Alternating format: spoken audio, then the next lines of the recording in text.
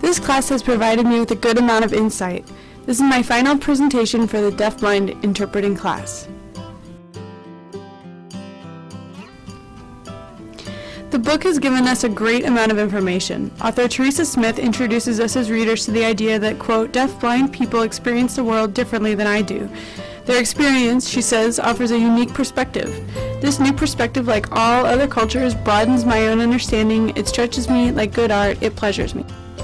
On our first day of class, I remember CM saying that by the time we would be done with this class, we would all know PTASL. I remember really wondering how that could possibly happen in the amount of time that we have. I don't feel skilled at protactile ASL now, but I do feel that it is a skill that I now have and can develop more over time. I loved all the simulations, but the one that stands out the most was the very first one. We led each other around the ED building, and I remember, as a deafblind person, that everything felt so different. I also remember putting complete trust in my partner, and that was the way to go about it, and for both of us to get the practice we need. I got to learn what an SSP does and what makes a good one. Author Smith states in her book that, quote, a good SSP will have clear values and clear boundaries. As a pre-professional, the discussion of boundaries has come up a lot. Throughout our readings, Smith has encouraged the readers, aka us, to advocate for ourselves and be realistic about our needs and communicate them. This got me asking myself if my boundaries were clear, and if not, how I could improve upon them. Smith also was quoted as saying that boundaries are about awareness, clarity, congruence, and consistency rather than arbitrary limits. If you have more than one relationship, you must be aware of which is operative or primary at the moment. I think it's really common for a lot of people, including myself, to push boundaries more than practice healthy ones.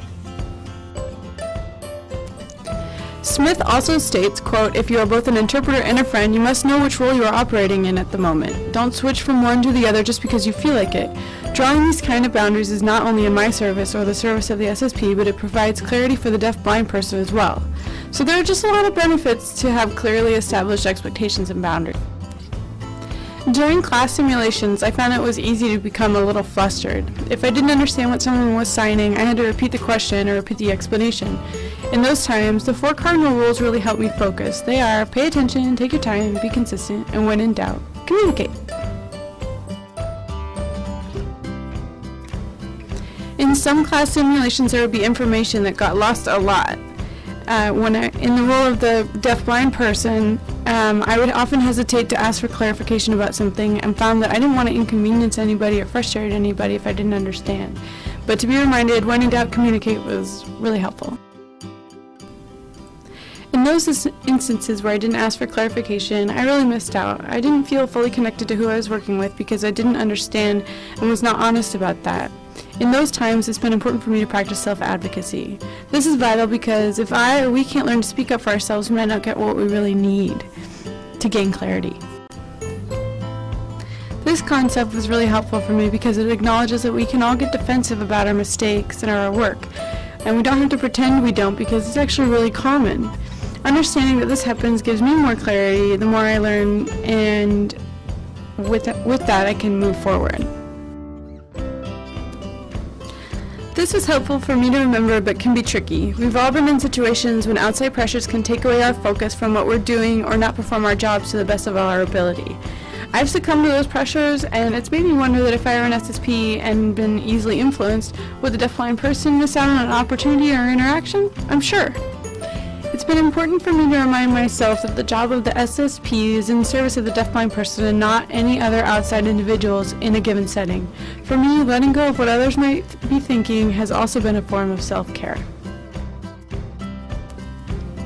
There's strength in community. Teresa Smith says that, quote, a community is a reciprocal system that supports and nurtures us as individuals through our collective relationships with one another. Its members may nurture us literally with food or emotionally with love and friendship, intellectually with information and stimulation.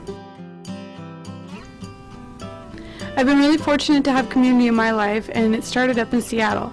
We had gatherings and shared meals as often as possible, and even though we're not together, the feeling is still the same. I understand that many, including deafblind people, feel the same way, and was over the moon to learn about the thriving deafblind community in Seattle. And I'll end my presentation with the ABCs. Thank you. created using Powtoon.